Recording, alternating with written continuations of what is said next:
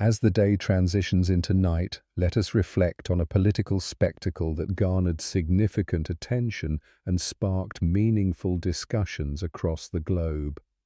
The military parade presided over by Donald Trump in 2019. Tonight we will explore the symbolic power behind this event, its implications on American politics, and how it reflects on the broader theme of leadership, national pride, and military influence. The National Independence Day Parade of 2019. On July 4th, 2019, the United States witnessed a significant political and cultural moment. Donald Trump's decision to hold a military parade in the heart of Washington, D.C., to mark the nation's Independence Day. Unlike past celebrations, this parade was marked by an overt display of military power showcasing tanks, armored vehicles, and flyovers by military aircraft. The event was both a grand demonstration of national pride and a show of force that captured the public's attention, bringing with it both admiration and criticism. This parade was not just an event on the American calendar.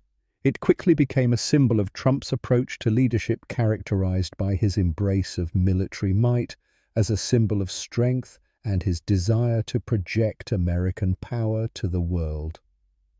For many, this was a rare moment to celebrate the country's military capabilities, while for others, it raised questions about the role of the military in a democratic society and whether such displays of power were an appropriate representation of American values. The symbolism of military power in leadership.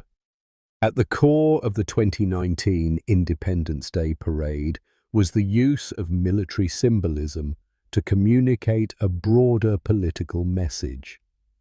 Military parades have historically been used by nations around the world to celebrate military achievements, assert national power, and send a message of unity and strength.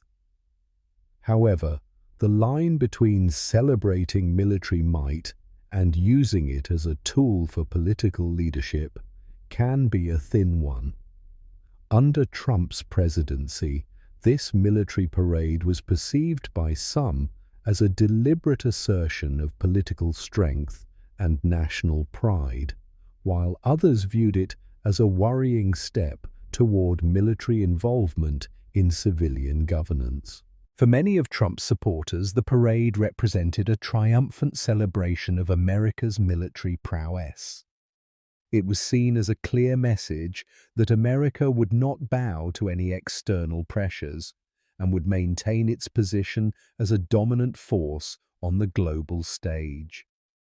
These supporters felt that such displays of military might were necessary to show the world that the United States was strong, ready to defend its interests, and unwavering in its commitments to global power. Conversely, critics raised concerns about the political implications of such a display. When a leader uses military power as a tool to consolidate political support, it often invites comparisons to authoritarian regimes where the military is used to reinforce a leader's authority. These critics saw the parade as emblematic of a growing trend in which military power was used not just to defend the country, but also to bolster political legitimacy, sometimes at the expense of democratic principles.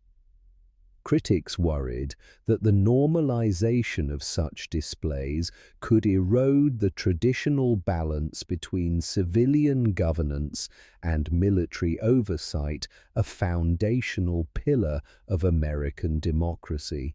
The domestic reaction, pride and polarization. Internally, the 2019 parade exposed deep divisions within the United States. For Trump's supporters, the event was a celebration of their vision for American nation that remains unyielding in the face of global challenges. For them, The military parade was an affirmation of their belief that a strong, proud military is central to the nation's identity and that the United States should project its power unapologetically. It became a symbol of their commitment to maintaining American strength on the world stage. However, for many critics, the parade represented more than just a celebration of military might. It symbolized the growing authoritarian tendencies in the Trump administration. These individuals feared that the increasingly visible role of the military in political events could signal a shift in how power was exercised in the United States. The parade, in their eyes, reflected a broader trend of militarization of politics, where power is increasingly concentrated in the hands of the executive, undermining democratic norms and checks and balances. This division was also visible in the public discourse surrounding the event. While some praised the parade as a reminder of American exceptionalism and military superiority, others saw it as a worrying sign of the erosion of democratic ideals. The parade became a microcosm of the political polarization that characterized much of Trump's presidency, with some celebrating it as a proud display of national strength and others viewing it as a potential precursor to more authoritarian tactics. The global impact, America's role on the world stage. Beyond the domestic debate, the military parade also had significant implications for America's role on the global stage. For America's allies, the parade could have been seen as a reaffirmation of Trump's commitment to maintaining a strong and assertive foreign policy. It sent a message that the United States would continue to prioritize its national interests and that it would not shy away from using military power when necessary. This message was particularly important at a time when global alliances were being tested and the traditional framework of international diplomacy seemed to be under strain. On the other hand, the parade raised concerns among nations that have had tense relationships with the US, such as Iran, China, and Russia. For these countries, the military display could be interpreted as a direct challenge to their sovereignty and a signal that the United States was prepared to use its military might to assert its interests unilaterally. These nations may have viewed the parade as an attempt by the US to reassert its dominance on the world stage, which could further escalate tensions between global powers. The role of the military in democracy. A delicate balance. One of the most important questions raised by the 2019 parade is what role should the military play in a democracy?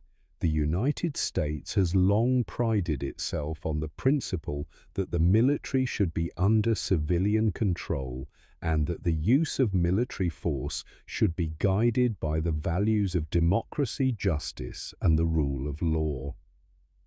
Historically, military parades were used to honor service members and to celebrate national achievements, but they were not seen as central to political leadership. When military parades become a feature of political leadership, they raise difficult questions about the role of the military in civilian life. Is the military a force for national unity and pride, or is it a tool for political leaders to consolidate power and strengthen their political standing? The blurring of these lines can be troubling as it raises concerns about the politicization of the military and the potential erosion of democratic principles. Hypothetical scenarios. The future of military parades and American democracy. As we look ahead, it is worth considering the potential impact of military parades on American society and politics. What if in the future, military parades became a regular feature of political life in the United States. Could these displays of power inspire greater national unity, or would they further deepen the divisions within American society? It is possible that military parades could become a more frequent part of national celebrations, symbolizing strength and unity. This might help foster a sense of pride in the military and in the nation's achievements. However, there is also the risk that such displays could contribute to the further militarization of American politics, where political leaders increasingly rely on military imagery to assert their legitimacy and power. This could lead to concerns about the erosion of democratic norms and the increasing centralization of power in the executive branch. Another possible scenario is that the controversy surrounding military parades could lead to significant public backlash, sparking protests and a push for reforms. If the public perceives these events as a sign of authoritarianism, it could lead to a broader movement advocating for the restoration of democratic norms, transparency in government, and limitations on executive power. Such a movement could call for a return to the principles of civilian oversight and the separation of military and political spheres. Conclusion: the role of the military and leadership in shaping America's future.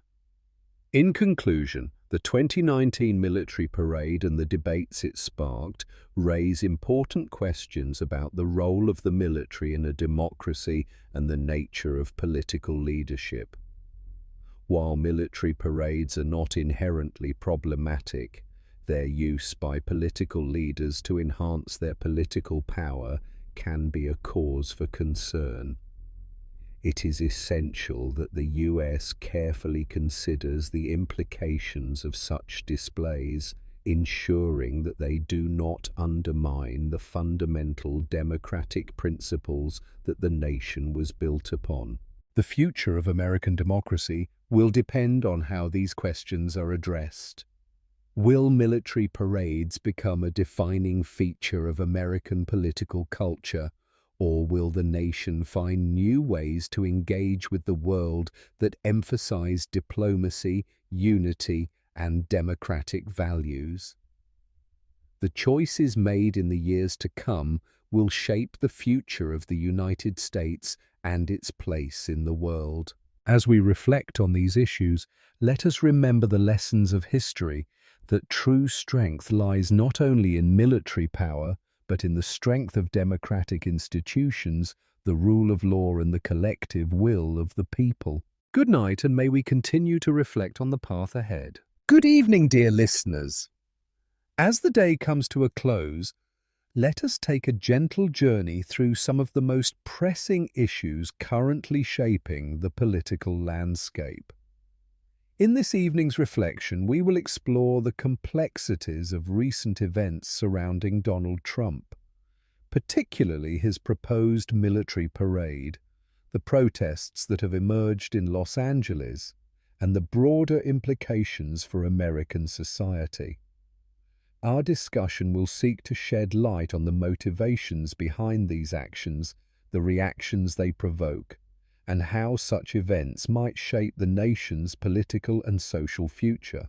The essence of this evening's narrative lies in understanding not only the controversial aspects of Trump's proposals, but also the underlying currents that are causing ripples across the country. How do these events influence the way Americans view their leadership? How do they reflect the broader divides that seem to be widening within the nation? Through a calm and reflective lens, we will explore these questions while keeping in mind that change is often accompanied by a wide range of reactions, from optimism to concern. Our goal tonight is not to stir anxiety, but to guide our understanding with a thoughtful, balanced approach. As we move forward, we will delve into the significance of military parades in American politics and the protests they often evoke. We will analyze why some see these parades as a demonstration of strength, while others view them as symbols of excess and militarization. This examination will help us better grasp the complexities of American identity and the different lenses through which people perceive such public spectacles. By the end of this discussion, we hope to provide not only clarity, but also an invitation to reflect on what these events mean for the future of political engagement in America.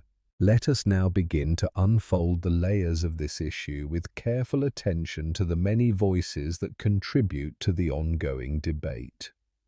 We will start by looking at the origins of Trump's military parade proposal and the reactions it has sparked in both political and public spheres. Donald Trump's proposal for a military parade, first discussed during his presidency and recently brought up again in public conversations, is a subject that strikes at the heart of American politics and culture. Military parades, often seen in authoritarian regimes, have historically been a way to showcase power and military might. When Trump first suggested such an event, it was met with mixed reactions. For some, it was a celebration of American strength and pride, a chance to honor the military and its veterans.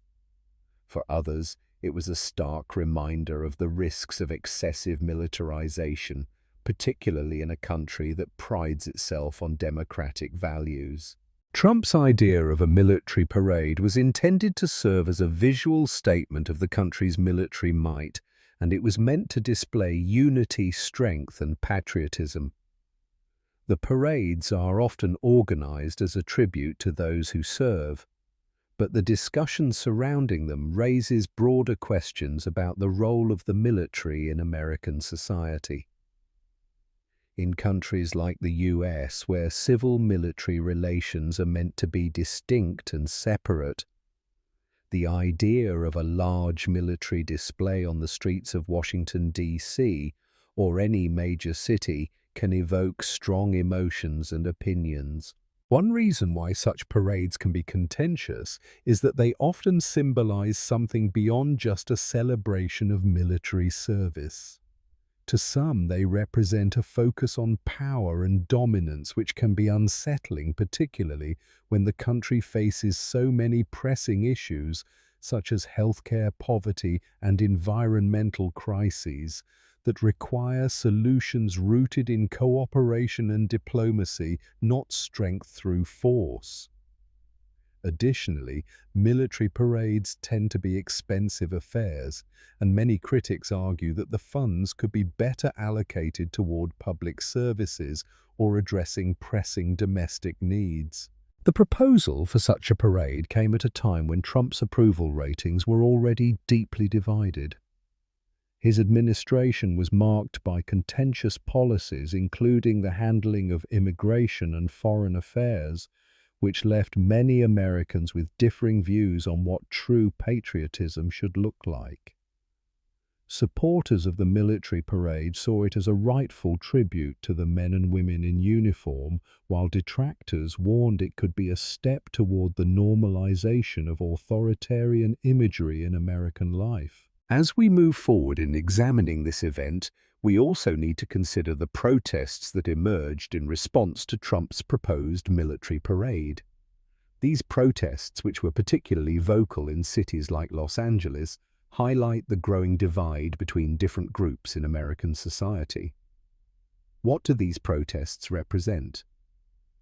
Are they simply a rejection of Trump's policies, or are they emblematic of broader concerns about the future of American democracy? Let us now dive deeper into the protests themselves, understanding not only who is protesting, but also why these actions are happening and how they might change the political discourse in the United States.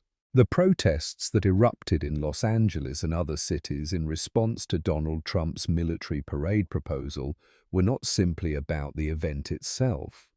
They were a manifestation of the underlying tensions that have been growing in the country for some time.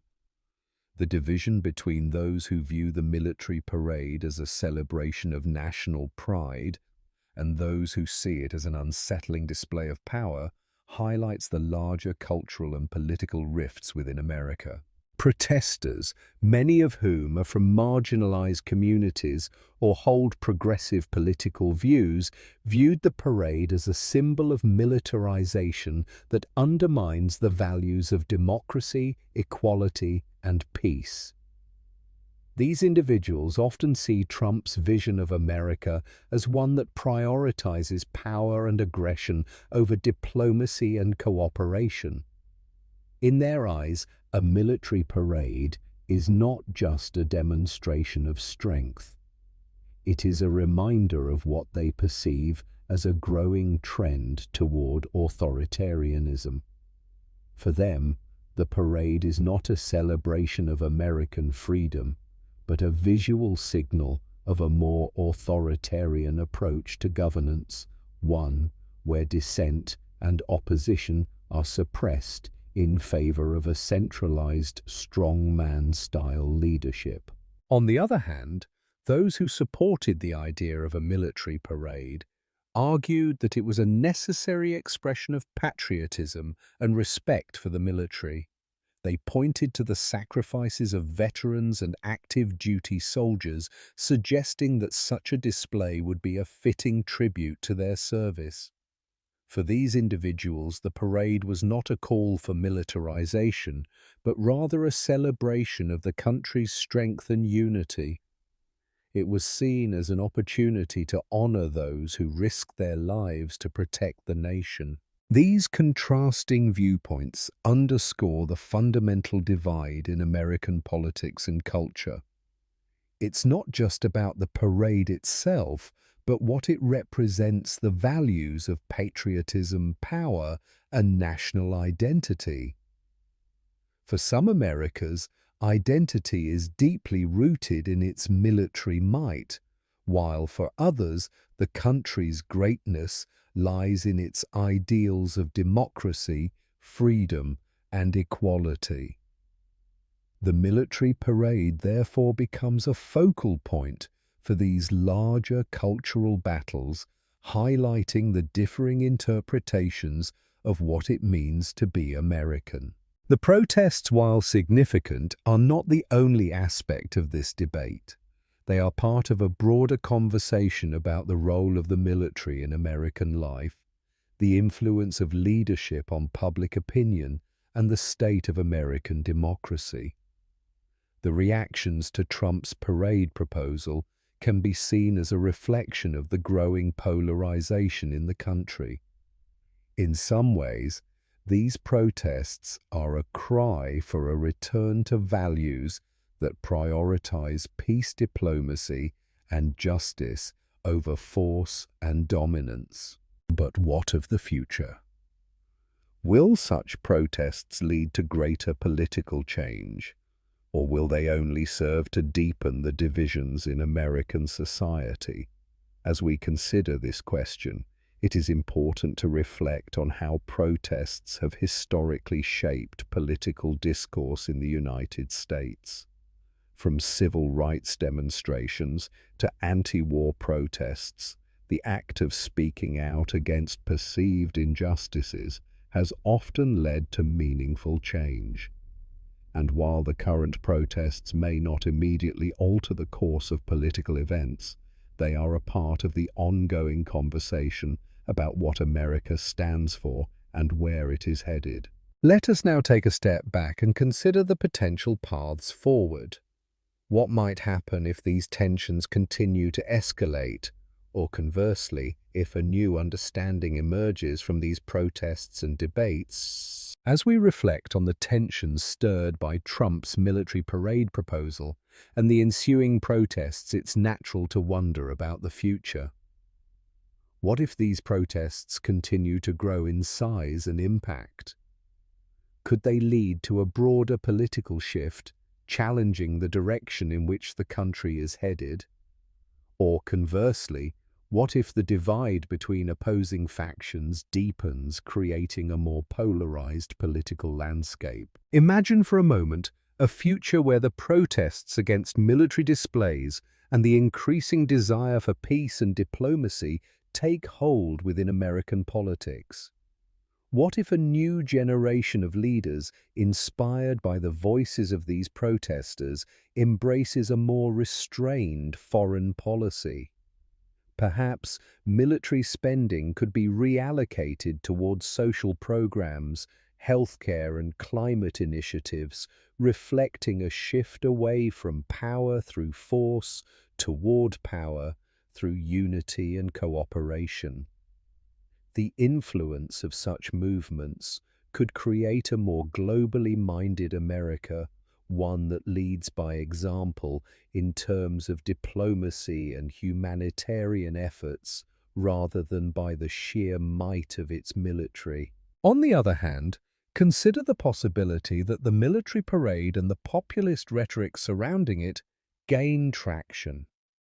In this scenario, the military becomes an even more central figure in American life, and the focus on national strength could overshadow concerns about civil liberties and democratic freedoms.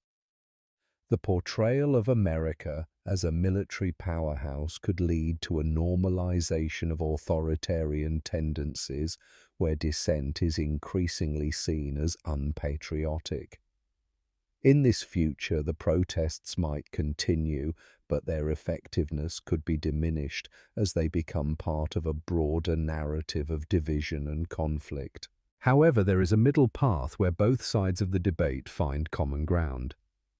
What if the military parade, instead of being a display of dominance, became a more inclusive event, a moment to honor the diversity of American service, recognizing not just the military, but also the contributions of civil society and those working toward peace and justice?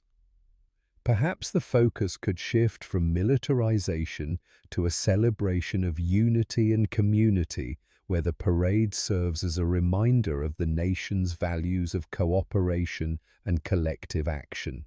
In these hypothetical scenarios, the future is not fixed. It is shaped by the decisions made today, by the actions of the protesters, the policymakers, and every individual who voices their opinion. While the current situation may seem fraught with division, it also offers a unique opportunity for reflection and transformation. The actions we take now, whether through protest or policy, will shape the America of tomorrow. As we contemplate these possibilities, let us take a step back and remember that change often comes gradually. It's not always a dramatic shift, but rather a series of small movements, conversations and actions that lead to a broader transformation. The events we discuss tonight, the military parade proposal, the protests, and the ongoing political debate are all part of that slow, steady march toward a future defined by the values we choose to uphold. With this in mind, let us move forward with hope and mindfulness, aware that even the most contentious issues can lead to meaningful growth and understanding. As the evening draws to a close, it's important to leave this reflection with a sense of hope, quiet contemplation, and the understanding that the future is always in motion, shaped by the actions and reflections of today. The protests against Donald Trump's proposed military parade and the broader political conversation surrounding it reflect the complex nature of democracy, where disagreement is not only inevitable but also essential for the growth of a society that values diverse perspectives. The protests, while rooted in resistance to what some see as the militarization of American culture, also reflect a deep commitment to the values of peace, equality, and justice. The act of speaking out, of demanding a shift in the way America engages with power, is itself an expression of hope, a hope that the future can be shaped by dialogue, not force, and that the direction of the country can be steered toward a more inclusive and compassionate vision of what it means to be American. It's also worth considering the role of leadership in all of this. While Donald Trump's proposed parade is one vision of America, it is not the only one. The future of the nation lies not only in the actions of its leaders, but in the collective will of its citizens. In the same way that protests have historically sparked change, the peaceful pursuit of justice and the demand for democratic accountability are powerful tools for shaping the political landscape. As we prepare to sleep tonight, let us take a moment to reflect on the potential for positive change even in times of division. The debates we have today, no matter how intense, are part of a larger journey toward understanding and growth. The future may seem uncertain, but it is not set in stone. It is written by each of us through our actions, our words, and our commitment to the values that we hold dear. And so as you rest tonight, know that the challenges of today are also opportunities for tomorrow. Whether through protests, dialogue, or reflection, the direction we choose to take will define not only the future of politics, but also the kind of nation we aspire to be. May this evening's reflection bring you a sense of peace, knowing that the future remains full of possibilities and that through unity and understanding positive change can unfold. Link 3, https www.reuters.com Business. Aerospace defense, protests. Middle East, bad weather May, rain trumps military parade, 2025-06-14. Good evening, dear listeners. As the day comes to a close, let us take a gentle journey through a day that unfolded with both grandeur and tension. In Washington, D.C., the streets were lined with spectators eager to witness a historic military parade commemorating the U.S. Army's 250th anniversary. Tanks, armored vehicles, and thousands of troops paraded down Constitution Avenue, showcasing the nation's military might. This event, coinciding with President Donald Trump's 79th birthday, was a spectacle of strength and patriotism. Yet, as the parade progressed, the city echoed with the sounds of dissent.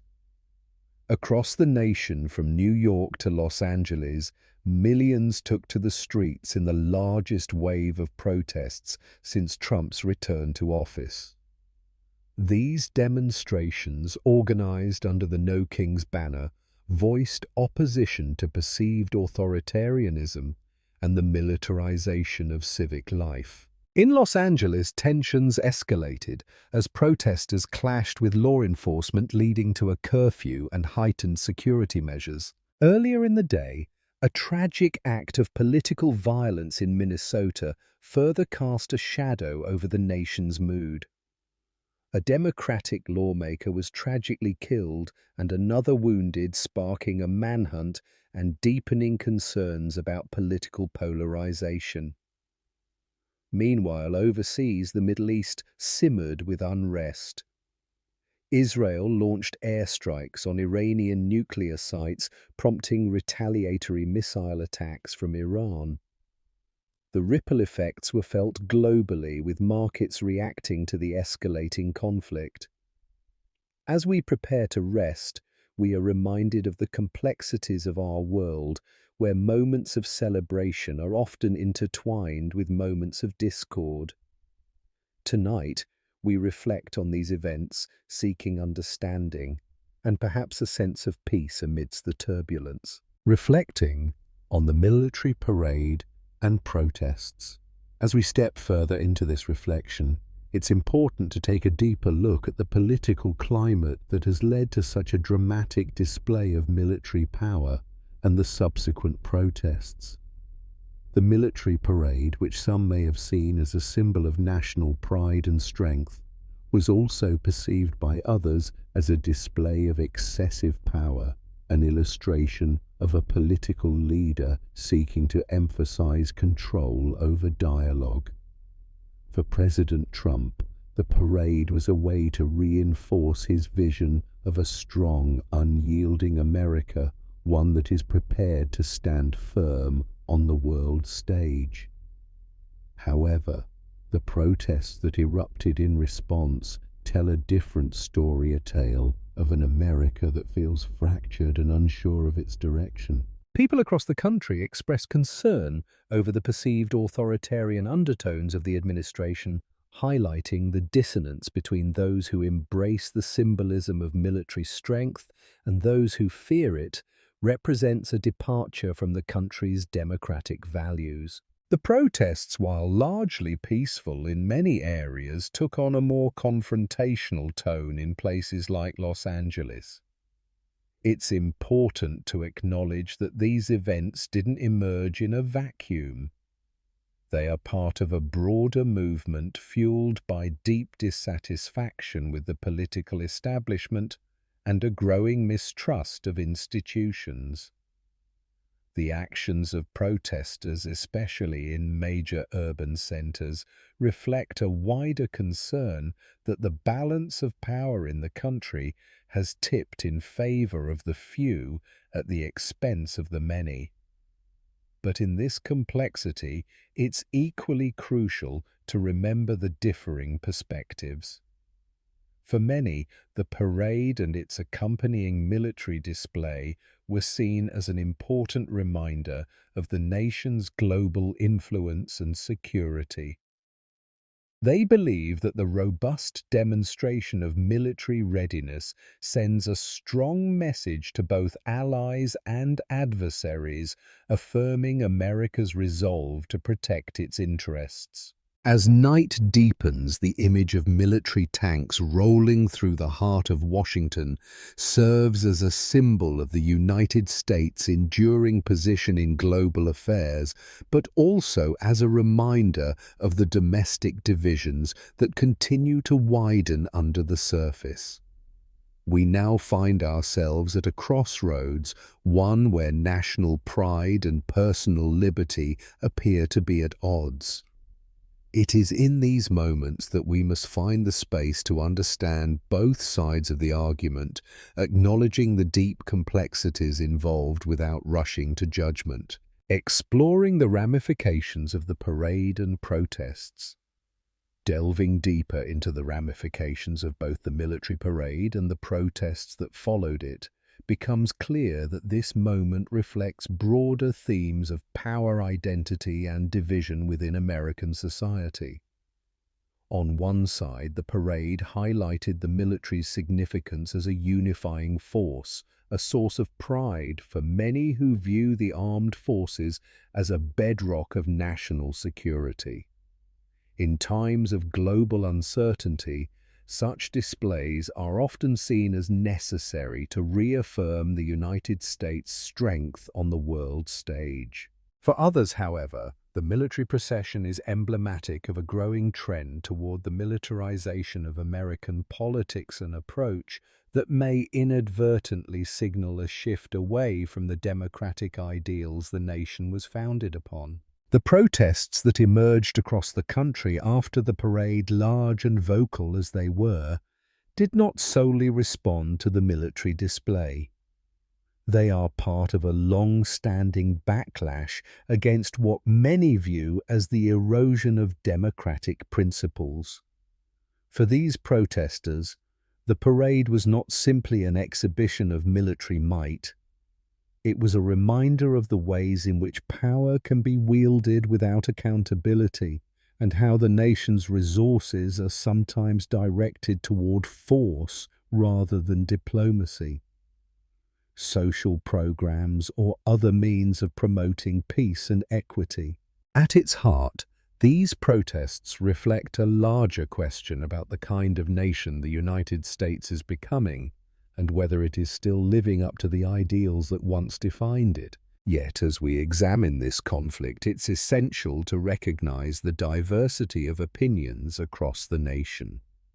Many of those who supported the parade and the larger vision of a militarily robust America do so not out of a desire for conflict, but out of a belief that such displays ensure safety and stability in an increasingly unpredictable world. Their perspective is that military readiness is a fundamental component of maintaining global peace, deterring aggression, and safeguarding the freedoms that Americans hold dear. For them, the military parade was an expression of national strength and security, not an act of dominance over domestic concerns. The impact of political violence. This divide is further complicated by the growing concerns over political violence, as highlighted by the tragic assassination of a Democratic lawmaker in Minnesota. The act of political violence in response to polarized political views is a grim reminder of the lengths to which some individuals are willing to go when they feel disenfranchised or unheard. The tragedy is part of a broader trend of rising political violence in the US, which has been fueled by the stark divisions between political ideologies and the increasingly hostile rhetoric that permeates much of the discourse. It's crucial to recognize that this violence, while deeply upsetting, is not representative of the larger movement. The majority of protests, while passionate and intense, were peaceful, and their central message remains one of demanding accountability and change within the political system. In the wake of this tragedy, there is an opportunity for reflection, a chance for Americans to ask themselves what kind of political system they want to uphold. It is clear that the country is at a crossroads, and finding a way forward requires not only addressing the immediate concerns that have led to protests and unrest, but also looking at the deeper issues of division, disenfranchisement, and political violence that continue to plague the nation. Imagining the future possibilities for change.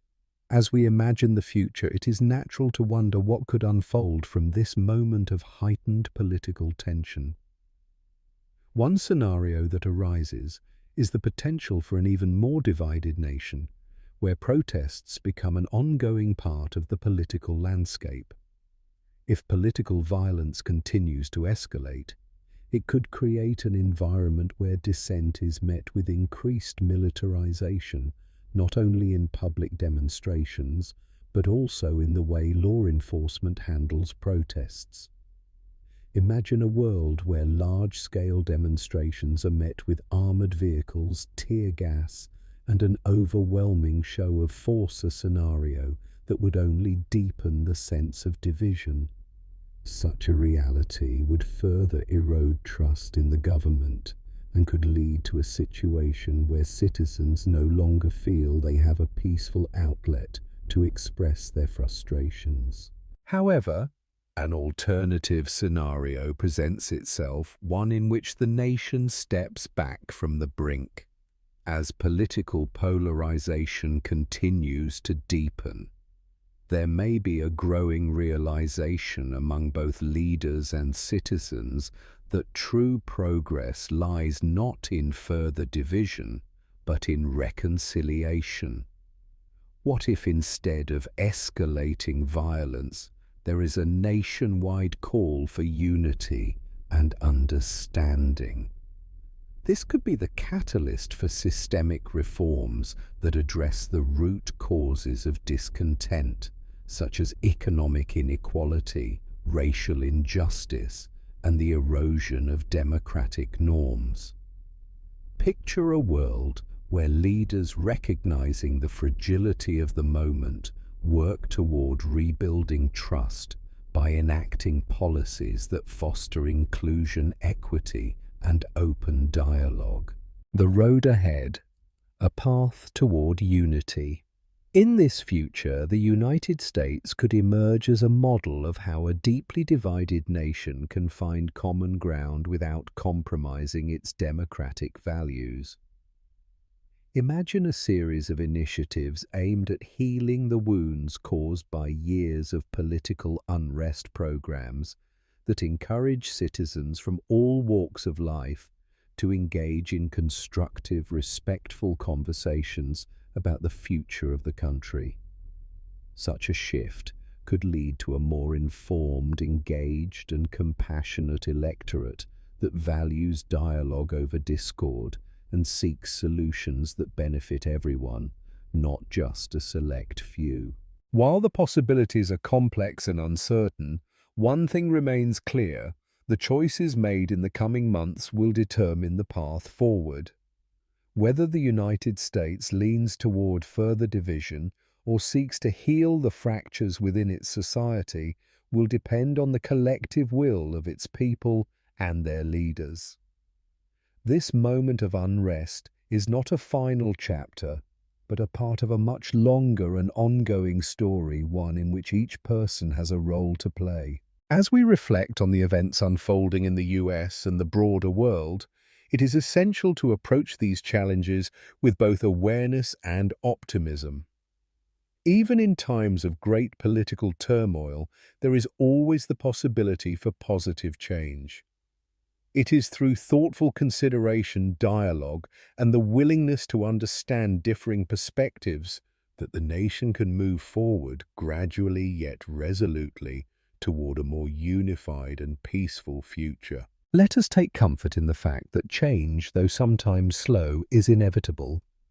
With every conversation, every act of kindness, and every effort toward understanding, we move one step closer to a future where peace, justice, and unity prevail. Sleep peacefully tonight, knowing that despite the uncertainties of the day, a new tomorrow always holds the promise of renewal. Good evening and welcome to our calming nightly news reflection. As the sun sets, let's gently explore today's headlines anchored in curiosity and thoughtful calm. We begin with a moment of intrigue. Imagine a Supreme Court case that could reshape the very size and scope of our federal government. That idea, complex and important, invites us to consider how power balances evolve and what it means for everyday life.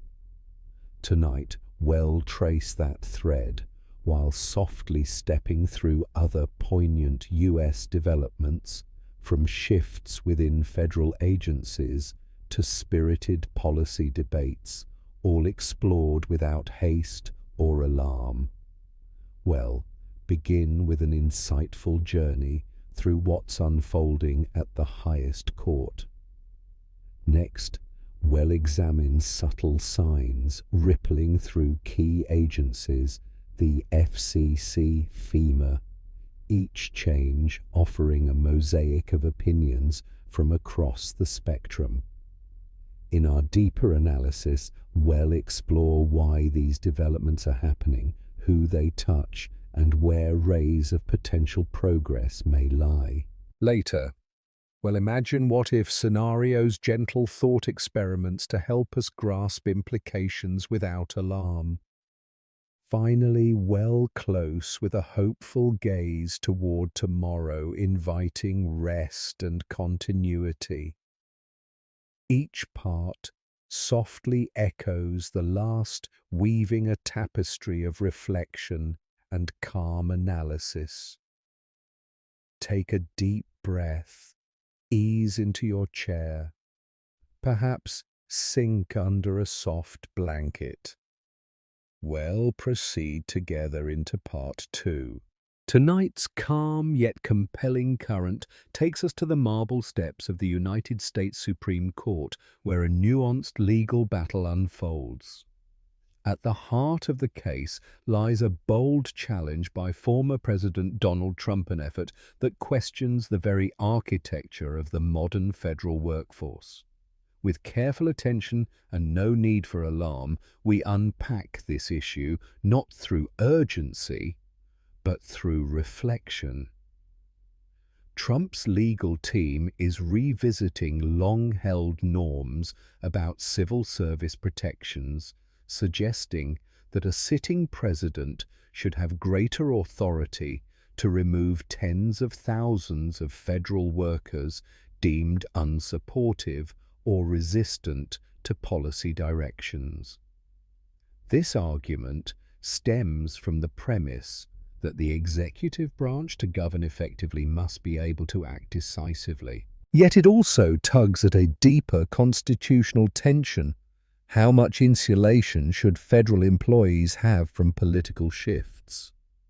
After all, the civil service was designed to maintain continuity between administrations, ensuring expertise and stability. But in Trump's view, and in the eyes of his supporters, that continuity can at times appear as resistance, as inertia, blocking a duly elected leader's vision. As the court considers this challenge, it engages with something larger than a single presidency. The implications ripple outward. Could this open the door to future administrations reshaping government personnel based on ideology? Or might it clarify boundaries, reinforcing the principle of professional neutrality within the bureaucracy? Both possibilities exist, and both deserve our quiet attention tonight. Meanwhile, in the wings of this high-stakes case, a similar note is struck at the Federal Communications Commission.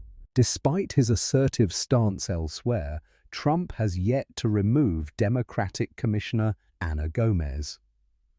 Observers are puzzled. Some say it's a contradiction, others suggest it's a tactical delay. Regardless, her presence signals a lingering question: to what extent will the Trump administration recast regulatory agencies under its influence, and when, elsewhere in the federal landscape, another agency emerges with quiet relevance, FEMA. Reports suggest Trump may plan to wind down its operations once the hurricane season ends. The phrase is ambiguous. Is it a literal disbanding or a strategic downsizing aimed at rethinking federal disaster response? FEMA, born from decades of hard-learned lessons about natural disasters and their societal toll, plays a vital role. So any suggested shift naturally invites concern, yet here we consider it with nuance. What does winding down really mean in this context? Might there be a restructuring in mind rather than an erasure? All these threads converge into a pattern. Trump's return to national leadership brings a vision of government more centralized, more responsive to executive will, and more selective in its definition of loyalty. But it also rekindles debates that are much older than this administration about the nature of service, the limits of power, and the resilience of democratic institutions. As we close this part, we softly revisit where we began. The Supreme Court deliberates not just on one man's authority, but on the rhythm of governance itself. And in that rhythm, we find many tones: debate, continuity, tension, and hope. Let's now gently deepen our understanding in part 3. As we move further into the evening, let us now dwell a little longer in the quiet spaces between the headlines. We return to the Supreme Court not merely as a place of law, but as a singular reflective pool, if you will, where the larger questions of American governance find their shape. Trump's case regarding civil service mass firings invites us to explore not only what is legal, but what is sustainable, what is fair, and what is wise. At its core, this case asks, should a president be able to dismiss broad swaths of federal employees who are seen as unsupportive or resistant to change? The federal workforce spans experts in science, national security, public health, environmental protection, and much more. These roles often require deep institutional memory, technical expertise, and critically, non-partisan objectivity. By design, their duties outlast any one administration. If that fabric were rewoven to suit the desires of a singular leader, would the structure become more agile or more fragile? Supporters of Trump's vision argue that the federal government has grown too slow, too insulated, and at times hostile to executive authority. They see entrenched bureaucracies as obstacles to reform. From their vantage point, more control from the top could translate to more accountability. Indeed, democratic governance is not only about preventing power from being abused, it is also about ensuring power can be used effectively when the moment calls. Opponents, however, raise a thoughtful caution. Politicizing the civil service could undermine stability. What happens when public health guidance swings with electoral winds, or when climate research funding is influenced not by science but by polling? The civil service in this light is not a shadow government but a ballast, keeping the ship steady through changing tides. This tension is not new. It echoes the famous pendulum of American governance between reform and reaction, centralization and decentralization, trust in institutions and skepticism of them. Each swing of that pendulum carries its own set of hopes and worries. What is perhaps new, however, is the speed and scope of potential change. Trump's case does not suggest a modest recalibration. It proposes something far-reaching and perhaps precedent-setting. And so too with the FCC. Ana Gomez's continued presence despite expectations is a small story with large symbolism. Trump's delay in removing her has puzzled both allies and critics. Some suggest it reflects a gap between rhetoric and reality.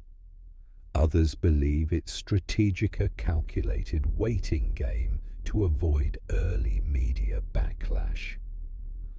Whatever the motive, the moment reflects a broader question: how far and how fast will institutional change occur?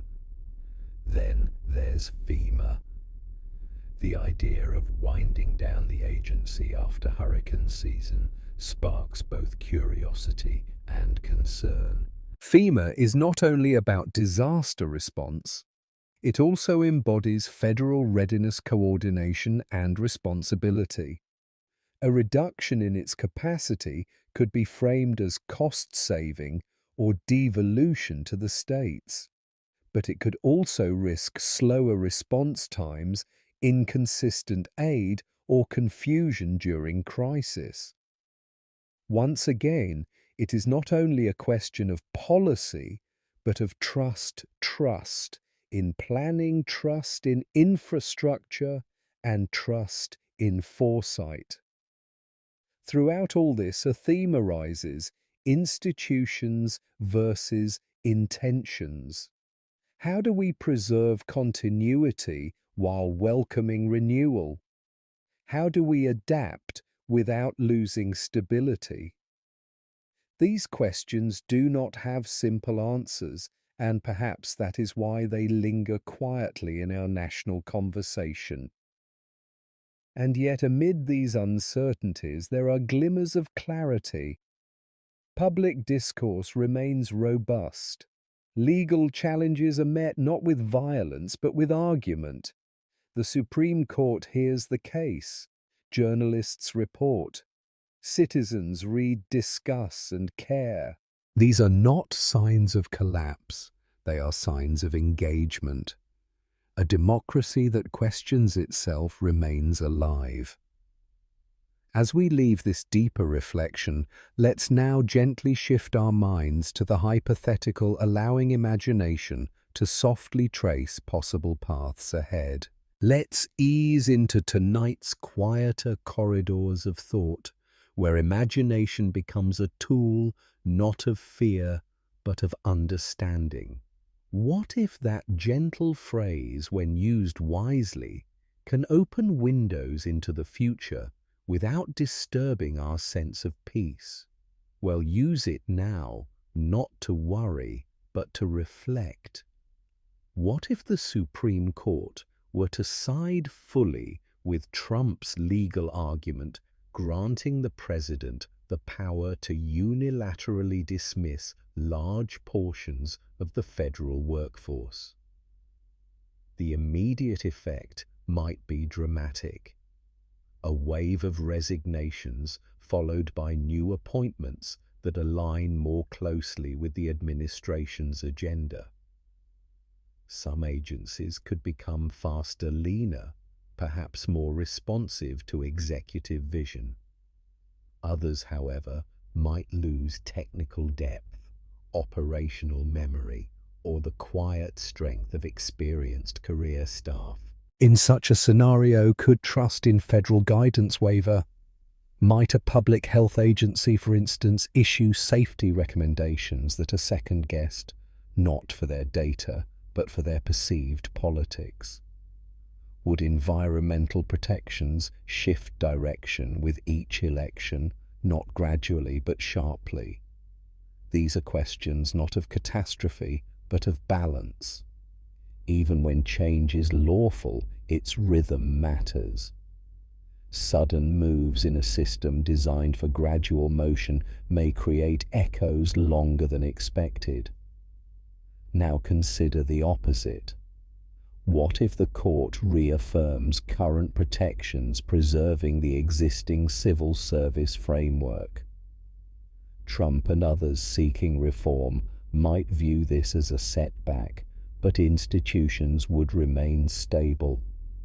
The cost of inefficiency, critics would say, continues. But supporters might feel reassured that neutrality and continuity are preserved. Perhaps future reforms would need to be legislative, encouraging broader dialogue and compromise. That process would be slower, but maybe that too is a kind of safeguard. Turning briefly to FEMA, let's gently wonder, what if its operations were indeed scaled back? Could state and local governments rise to the occasion, innovating in areas like wildfire response or flood preparation? Possibly. Some regions already lead in these fields, yet others might struggle, especially smaller communities. The federal government, for all its complexity, offers a kind of collective insurance, shared resources for shared crises. Without it, we might face a patchwork of readiness. And what of the FCC and other regulatory bodies? What if appointments became entirely partisan in nature, turning commissions into battlegrounds rather than forums of oversight? The danger here isn't necessarily chaos, it's erosion. Over time, trust in objectivity may fade. Rules once accepted may be questioned not on merit, but on motive. That slow drift, too quiet to notice at first, can reshape the civic landscape. But let's also ask, what if change sparks renewal? What if through this debate the public becomes more engaged in how government functions, more curious about civil service, more involved in elections that shape these outcomes? That kind of awakening, soft, patient, aware, might be the most enduring legacy of all. None of these what-if paths are destiny. They are sketches, possibilities drawn to better understand the canvas we live upon. And in drawing them gently and with care, we prepare ourselves not for fear, but for wisdom. Now we step gently into the night's final thoughts, wrapping our minds in a hopeful closing rhythm. As the night deepens and the world slows its turning, we come to rest with a few final thoughts, light as a breeze, but grounded in the quiet strength of awareness. We've wandered through headlines tonight, gently unraveling threads that run from the Supreme Court to FEMA, from federal appointments to deeper questions of how power and service intertwine. And now, as we prepare to let the day fall away, we reflect on what all of this might mean, not just for our institutions, but for ourselves. It's easy in times of change to feel unmoored. When the shape of government is questioned, when roles shift and courtrooms fill with debate, a sense of uncertainty can flutter at the edges. But this evening we've chosen a different path, slower one. We've paused, looked, listened. We've allowed space for nuance and the possibility that even the most powerful decisions can be approached with calm inquiry. Consider this. No matter how the Supreme Court rules, no matter which path FEMA or the FCC takes, the story of American governance remains a human one. It is written each day not only by presidents and judges, but by workers at desks, by mayors in town halls, by neighbors helping each other rebuild after storms. The true strength of a democracy is not found solely in its leaders, but in its citizens, and in their ability to care, question, and persist. There is something comforting in that truth. Systems may shift, laws may be interpreted, but the values that guide our response, respect, patience, engagement, remain within reach. They are the quiet pillars that keep the house standing even through strong winds. So tonight, as we turn off the lights and let the silence settle in, let us carry with us a simple trust. Not blind optimism, but something softer. The belief that through understanding, through dialogue, through listening, even when it is difficult, we continue to shape a more thoughtful, responsive world. We've reflected on what is. We've imagined what could be.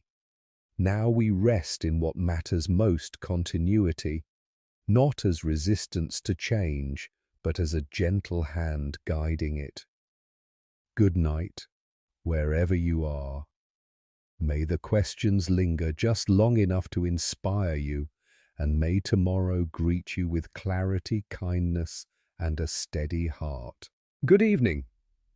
I invite you to pause, breathe, and settle into this moment of quiet reflection, a gentle pause before the day turns to night.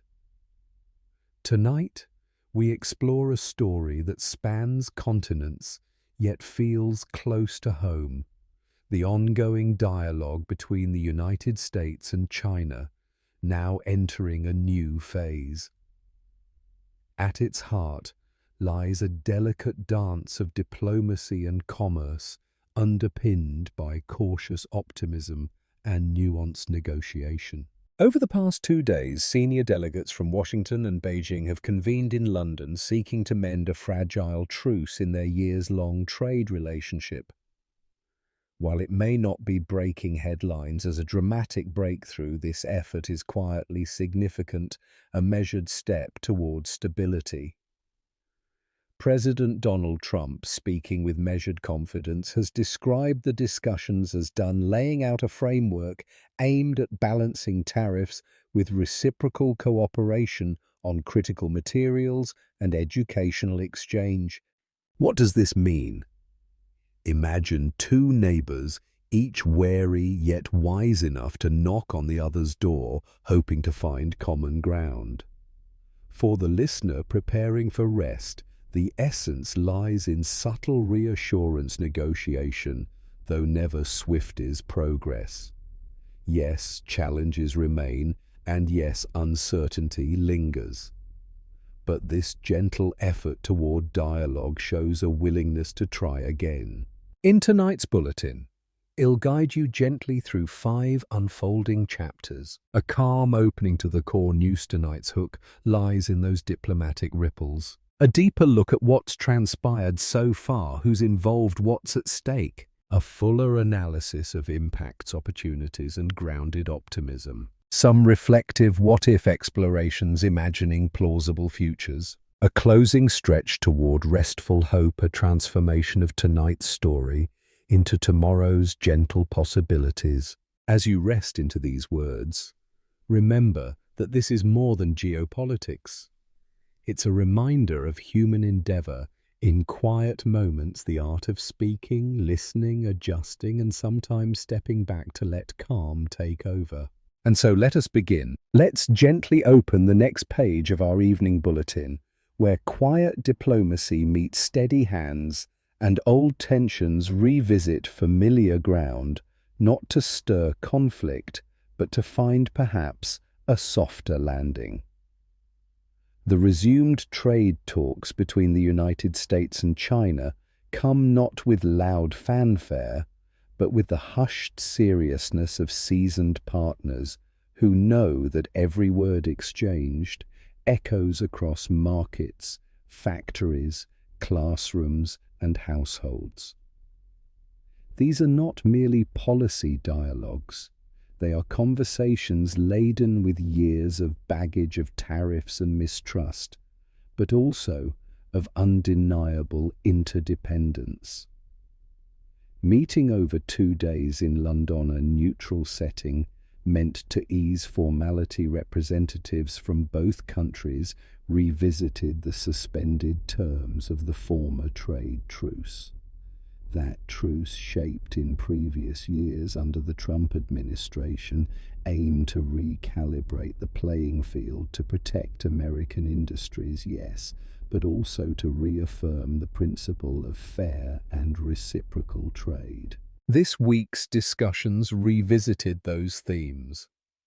At the core were 3 matters: the status of existing tariffs, rare earth mineral cooperation, and a newly proposed framework for academic and scientific exchange. A surprising yet hopeful addition, particularly in an era when knowledge sharing has often become collateral damage in geopolitical friction. Leading the American side was Catherine Tai, the current U.S. trade representative, whose legal fluency and calm tone brought measured clarity to the talks. On the Chinese side stood Vice Premier He Lifeng-long, considered a quiet architect of economic reform. Observers noted their mutual professionalism, not warm, but not adversarial either. The tone, as one European official remarked, was intelligent silence punctuated by sincerity. What did they agree on? The headline, while modest, holds promise. Both sides reached what was described as a framework for mutual de-escalation. That means, simply put, a roadmap, not a resolution. The agreement doesn't eliminate tariffs yet, but it proposes a new series of quarterly checkpoints where both nations will evaluate progress and adjust accordingly. Rare earth mineral access, particularly lithium and cobalt, vital for green technologies, is to be reviewed for joint stability planning, ensuring neither side becomes dangerously dependent nor dangerously isolated. And then there's the education clauses, small in word count, but large in symbolism. The new proposal aims to restore a limited number of academic exchange pathways, especially for scientific research in medicine, climate, and artificial intelligence. In recent years, these channels had been nearly severed. If this new clause holds, it could mean not just resumed collaboration, but a quiet resumption of trust through students and scholars. Yet as we reflect, it's important to remember that none of this signals a full thaw. As former Commerce Secretary Wilbur Ross commented, "This is a roadmap, not a destination." And indeed, unresolved tensions remain cybersecurity concerns. Taiwan's geopolitical status, differing views on global governance, all remain pressing. Still, even a partial conversation can yield a quiet sense of progress. In the words of one analyst, "It's not peace, but it's the sound of people choosing to speak instead of shout that especially tonight is worth sitting with." And as we prepare for the next segment of our calm unfolding, let this thought linger from our first part, that the desire to reconnect even amid caution is its own kind of resilience. If we can hold space for dialogue, we can hold space for hope. Let us now linger a while longer in the space between tension and trust, a space where diplomacy breathes slowly, where economics, politics, and culture quietly overlap. This is the heart of tonight's story. And here we begin to ask, why does this matter not just to governments, but to the everyday lives we lead?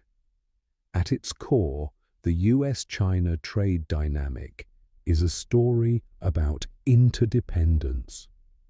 The two largest economies in the world are deeply intertwined, even as they compete. It's like watching two strong rivers that merge and diverge over and over again. Each shapes the other's current, sometimes gently, sometimes with force. Let's begin with the economics.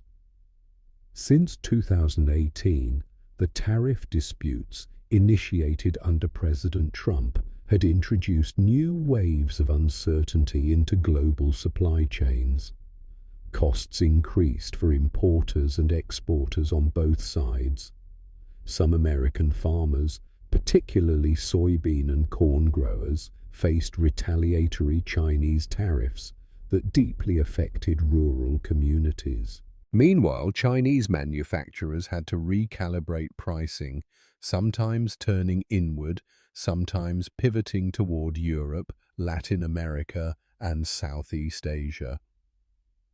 This week's talks do not promise an end to these difficulties, but they may mark a turning point in approach, a willingness to shift from confrontation to calibration. One of the agreed-upon provisions suggests that both sides will gradually reintroduce tariff exclusions on critical goods, particularly medical supplies, semiconductors, and agricultural inputs. The goal: stability. Not free trade, but fairer trade. And it's not just the economic layer.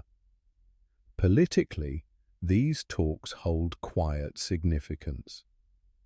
President Trump, though out of office during the Biden administration, continues to exert ideological influence over the Republican Party and remains a declared candidate. His initial framing of the US-China rivalry decoupling America, first tariff diplomacy, still resonates in many American households, especially among voters who've watched local factories close or jobs move abroad. But with time, those narratives have begun to mature. Increasingly, voters across the political spectrum ask not just how to protect jobs, but how to protect global stability. There's more nuance now, a recognition that economic nationalism and global cooperation are not opposites. They are forces that must be balanced. And here lies a softer truth. Beneath all policy documents and press conferences are people, parents saving for their children's college tuition, small business owners navigating the cost of raw materials, international students waiting on visa decisions that shape their futures. When governments talk, these quiet lives shift. The inclusion of academic exchange, for instance, may sound minor to some. But imagine a young Chinese climate scientist waiting years to complete a doctoral program in California, her work possibly contributing to wildfire prevention. Or an American biomedical student researching Alzheimer's treatments, suddenly able to resume a suspended fellowship in Shanghai. These stories will not make headlines, but they ripple gently through time. And what of the rare earth discussions here too? The agreement's tone matters.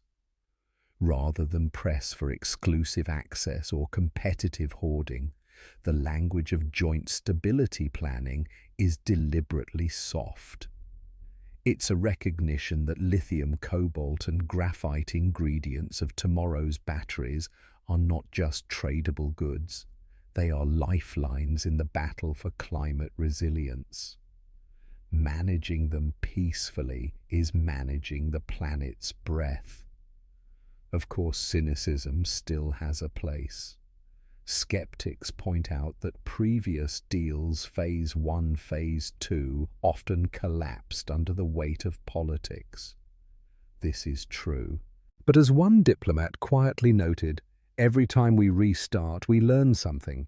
It's not the end that teaches us, it's the attempt. This part of our story mirrors the theme of the earlier segments: no dramatic resolutions, only careful navigation. But that's often how the most important progress occurs, not with thunder, but with whispering patience. And so, in the stillness of this evening, we begin to understand that diplomacy, like trust, is not built in grand declarations. It is built in continued presence, in the willingness to stay in the room. Now we enter a realm of gentle imagining, not of prediction, but of possibility. This is where we reflect on the quiet what-ifs, not to stir concern, but to allow the mind to drift thoughtfully like leaves on a late summer stream. What if the current trade framework between the US and China holds and deepens? In this scenario, we could envision a slow thaw of economic cooperation. Tariff exclusions become more routine, no longer needing dramatic announcements. Joint committees, formed under the new quarterly review plan, begin operating with quiet efficiency. Over time, what started as guarded exchanges on rare earths evolves into co-developed guidelines for sustainable extraction.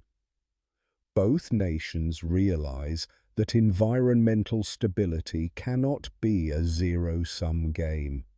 Green technology, once a battleground, becomes a shared frontier. The education clause might flourish too. What if, within 2 years, the number of exchange students rises again, not to pre-pandemic levels, but steadily enough to matter? Imagine co-funded labs across US and Chinese universities researching not only climate and medicine, but also AI governance, creating ethical frameworks that neither country can build alone. What if both economies begin to shift, not in decoupling, but in cautious diversification. American firms, rather than abandoning China, build supply networks that are more flexible and regionally varied, reducing risk without burning bridges. Chinese tech companies under new compliance accords find ways to participate in Western markets, again not with full access, but with structured transparency. Of course, we can gently wander into the other side of possibility too. What if the framework collapses again? It's possible. Elections loom on both sides of the Pacific. Domestic pressures can always overtake international diplomacy. A new administration, be it in Washington or Beijing, may abandon this week's soft promises for harder lines. A single incident, say a cyber breach or military escalation, could unravel months of progress. But even here, we need not panic. We can instead reflect.